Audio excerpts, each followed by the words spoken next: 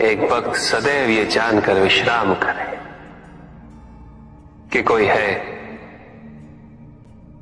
जो सदैव उसका ध्यान रखता है।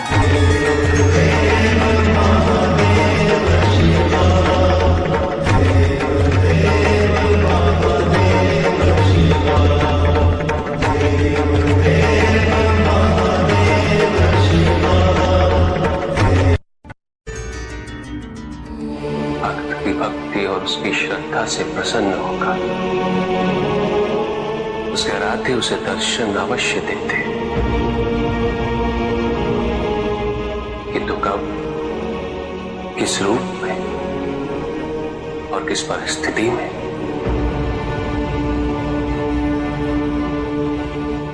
इसका पूर्व ज्ञान होना भक्त के लिए संभव नहीं होता। जब जब भक्त भगवान का ध्यान करता है, तब तब भगवान भक्त का ध्यान रखते हैं।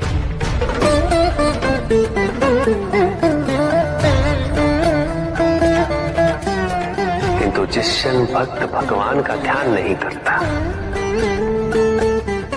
तब भी भगवान भक्त का ध्यान रखते हैं।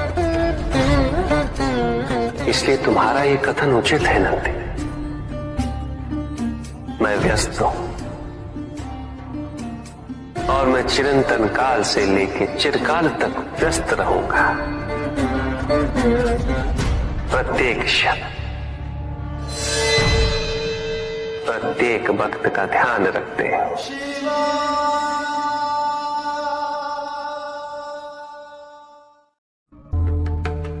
जिसके कारण स्वार्थ, विनाश, क्रूरता, अशांति और भय में वृद्धि हो, वह अज्ञान है। किंतु जो व्यक्ति को उदार, निर्भीक, सहनशील और विनम्र बनाए, वही ज्ञान है। अज्ञान की शक्तियां दुरुपयोग करने हेतु प्रेरित करती हैं, किंतु जो अपनी शक्तियों और अपने सामर्थ्य के प्रति अपने उत्तरदायित्व को समझाए, जो न केवल अपने अपितु अपने से पहले संसार के उद्धार हेतु प्रोत्साहित करे, वो ज्ञान है। ज्ञान का मूल उद्देश्य ही परोपकार है, सृजन है। दूसरों की भावनाओं को समझना, उनका आदर करना, यही ज्ञान है। क्योंकि ज्ञान हमें न केवल अपने अपितु दूसरों के दुख और सुख के प्रति भी संवेदनशील बनाता है। किंतु जो दूसरों की भावनाओं का अनादर करे, उसे ज्ञान की श्रेणी में कैसे रखा जा सकता है? अज्ञान के कारण व्यक्ति सांसारिकता में बंधता जाता है, मोह माया में उलझता जाता है। अज्ञान परम सत्य से दूर ले जाने का माध्यम है, किंतु ज्ञान व्यक्ति को परम सत्य की ओर ले जाता है। ज्ञान मुक्तिदायक है, मोक्ष का मार्ग है। और इस मुक्तिदायक ज्ञान का सर्वोच्च रूप है आत्मज्ञान। और यही ज्ञान की पूर्णता भी है कि व्यक्ति अपने को समर्पित कर दे, छोड़ दे अहंकार को, तो ब्रह्म की इच्छा ही पूर्ण होती है। और अभी भी वही फलित हो रही है।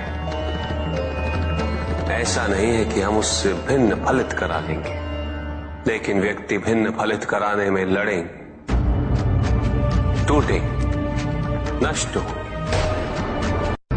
कुछ भी सुनने और समझने के लिए मन का मौन रहना आवश्यक है। किंतु मन मौन रहना नहीं जानता। वो तो निरंतर कुछ ना कुछ कहता रहता। प्रतिपल शब्दों का आक्रमण चलता रहता है मन पर, और यही आक्रमण है जिसके कारण व्यक्ति कभी भी शब्दों के परे नहीं जा पाता। जहां जीवन की सत्यता का बोध उसकी प्रतीक्षा कर रहा होता। कभी भी किसी व्यक्ति का विवेक, उसके संस्कार, निर्भीकता तथा उसके आचरण की परिपक्वता को परखना हो तो उसे शक्तियों से सुसज्जित करता हूं, पदाधिकार सौंपता हूं। परिणाम स्पष्ट हो जाएगा। प्रभु, यदि आप स्वयं यहां कैलाश में उपस्थित हैं तो प्रतिदिन का संध्या काल पूजन आपके समक्ष क्यों नहीं होता है? पूजित का साक्षात सामने होना मन को भटकने नहीं देता, किंतु जो सच्चे भक्त हैं भगवान तो उनके मन में, उनके हृदय में निवास करते हैं। जिनके हृदय में श्रद्धा है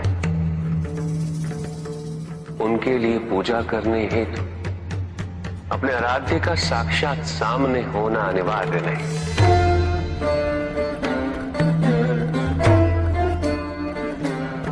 वो तो अपने मन के नेत्रों से प्रतिपल उनके दर्शन पा रहे हैं।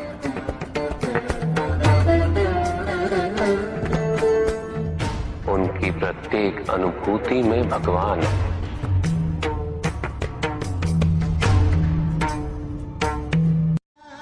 सुख आंतरिक होता है, संतोष आंतरिक होता है। उन्हें बाहरी तत्वों से रेखांकित और परिभाषित नहीं किया जा सकता, आकार से नहीं पाया जा सकता। आकार के आधार पर केवल अहंकार ही उत्पन्न होता है, क्योंकि आकार से तुलना करने का संदर्भ प्राप्त हो जाता है। यदि तुम्हारा आकार छोटा है तो तुमसे भी छोटा कोई ना कोई अवश्य होगा, और यदि उसी प्रकार तुम विशाल हो तो तुमसे भी विशाल इस संसार में कोई ना कोई अवश्य होगा। इसीलिए शरीर या आकार की तुलना करना कभी भी शाश्वत सुख का आधार नहीं बन सकता। युद्ध किसी व्यक्ति से नहीं गणेश, मानसिकता से होता। युद्ध में संघर्ष अच्छाई या बुराई का नहीं होता, सभी में अच्छाई है और बुराई भी है पुत्र। युद्ध तो विचारधाराओं का होता है। व्यक्ति अपने पराक्रम पर, अपनी क्षमता पर विश्वास